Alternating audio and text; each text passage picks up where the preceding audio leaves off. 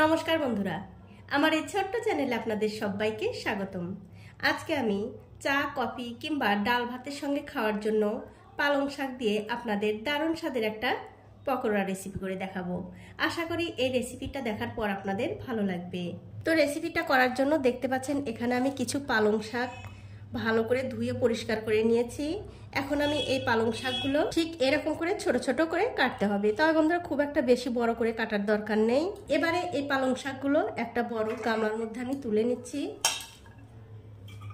তারপরে এর মধ্যে দিয়ে দিচ্ছি একটু ধনেপাতা কুচি,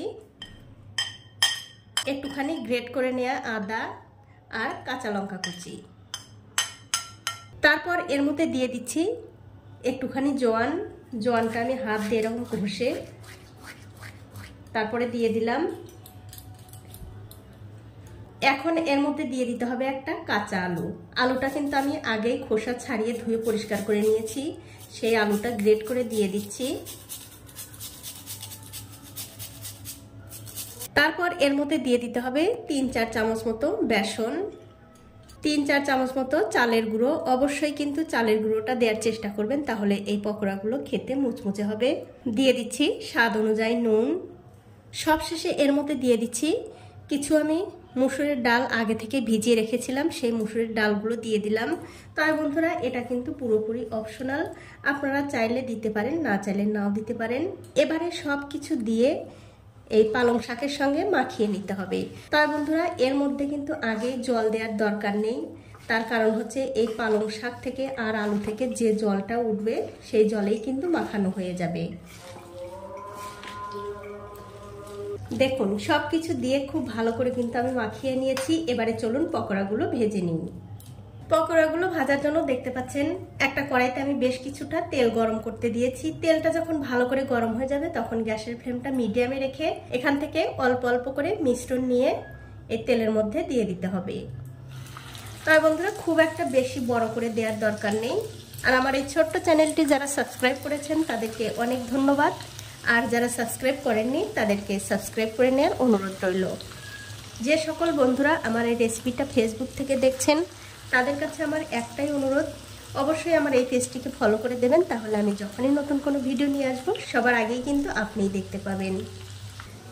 দেখুন অনেকগুলো পকোড়া কিন্তু আমি একসঙ্গে দিয়ে দিলাম। কিছুক্ষণ পর যখন দেখবেন এক দিকটা হয়ে গেছে তখন অন্য দিকটা উল্টে দিতে হবে, আর এরকম করে ভালো করে উল্টে পাল্টে একটু ভেজে নিতে হবে। আর এই পকোড়াগুলো কিন্তু বন্ধুরা আপনারা শুধু মুখেও খেতে পারেন, আবার ডাল ভাত, চা, কফি সব কিছুর সঙ্গে খেতেই কিন্তু দুর্দান্ত লাগে। আমার এই রেসিপিটা যদি আপনাদের ভালো লেগে থাকে তাহলে অবশ্যই একটু বেশি বেশি করে শেয়ার করবেন। তার কারণ আপনাদের একটা শেয়ার আর লাইক আমাকে অনেক উৎসাহিত করে আরও ভিডিও বানানোর জন্য। দেখুন সবগুলো পকোড়াই কিন্তু আমি উল্টে দিলাম, আর উল্টে পাল্টে খুব ভালো করে এগুলো আমি ভেজে নেব। দেখুন গ্যাসের ফ্লেমটা মিডিয়াম টু হাই রেখে এই পকোড়াগুলো আমি 3 থেকে 4 মিনিট খুব ভালো করে ভেজে নিয়েছি।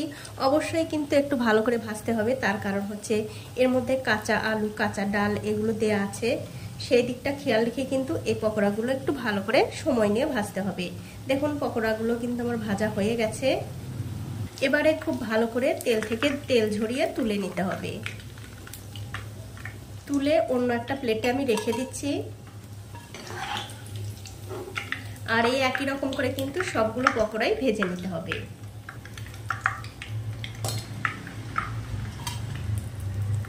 দেখুন সবগুলো পকোড়াই কিন্তু আমি একই রকম করে ভেজে নিয়েছি। এগুলোও হয়ে গেছে, এগুলো আমি তুলে নিচ্ছি। আর যতগুলো পকোড়া ভাজবেন ঠিক একই রকম করে কিন্তু ভেজে নিতে হবে। তো এই দেখুন বন্ধুরা সবগুলো পকোড়াই কিন্তু আমি ভেজে নিয়েছি। আর এই পকোড়াগুলো কিন্তু খেতে দুর্দান্ত লাগে। একদিন হলেও আপনারা বানিয়ে খেয়ে আমাকে কমেন্ট করে জানাতে ভুলবেন না আপনাদের কেমন লাগলো। এখন একটা ভেঙেও দেখাচ্ছি, দেখুন কতটা সুন্দর, উপরটা মুচমুচে আর ভেতরটা কিন্তু একদম রসালো, মানে নরম তুলতুলে।